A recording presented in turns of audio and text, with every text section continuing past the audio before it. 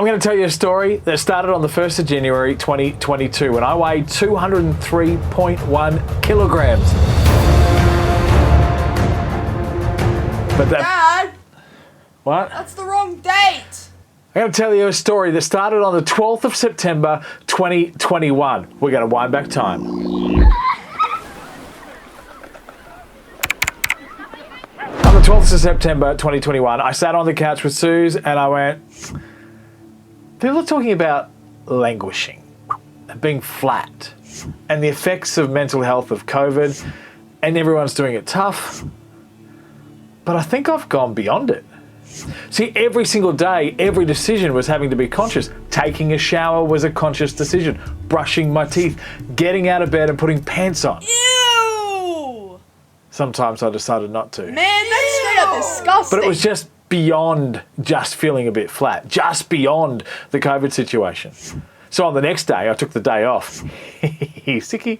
Except I work for myself, so that... I went to the doctor, I got a blood test, I got a referral to the psychologist, and I started to search for a sleep test. You see, on the 13th of September 2021, I started to do something about how I was feeling. The blood test came back all clear, roses. I got the referral to the psychologist, started to see someone, I got diagnosed with anxiety, and every single week I was feeling stronger and stronger emotionally. But I wasn't feeling better physically, because I started every day exhausted. Exhausted.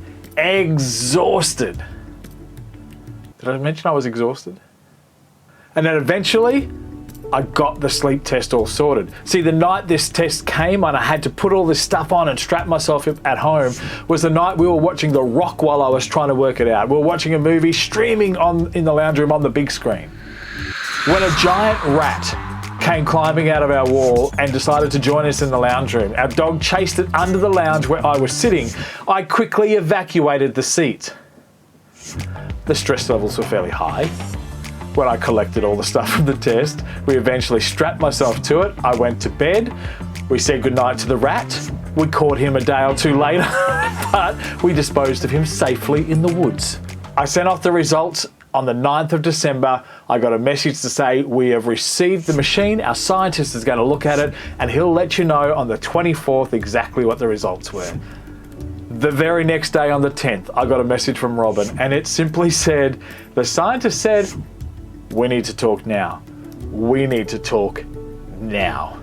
In 15 years of doing this, Robin said the scientist has never told her that. They've never said we need to call them now, but they did with me because the diagnosis was I had 95 events per hour where my brain was freaking out. 95 an hour. She said, this is like walking down a hallway and having someone jump out of a door to try and scare you. That freak out 95 times an hour. She said, no wonder you're waking up exhausted. Did I mention I was exhausted? She said, you stopped breathing for the longest point for 57 seconds. Now, she said, don't be mistaken. This isn't taking a deep breath in and then holding for 57 seconds from there. You stopped breathing after you exhaled. Then came the oxygen levels.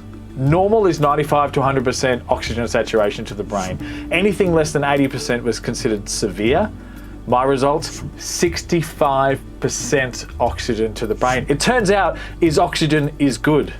So I got a cpap machine, which was 50-50 chance of working apparently. Boy, did it work. After a couple of weeks, I started to feel a little bit better. But on the 1st of January 2022, where the story was supposed to begin, I started to live.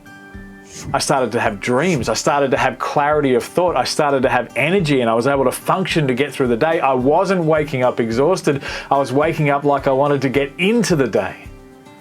And I weighed 203.1 kilograms. But because that day I started living, I started moving, I started doing things that were different.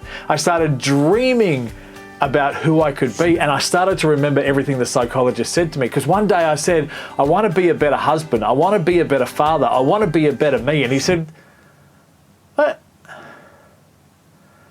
if you're already the husband that your wife needs?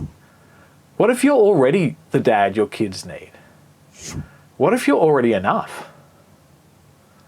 And on the 1st of January 2022, I started to live like I believed it. I started to dream like I believed it.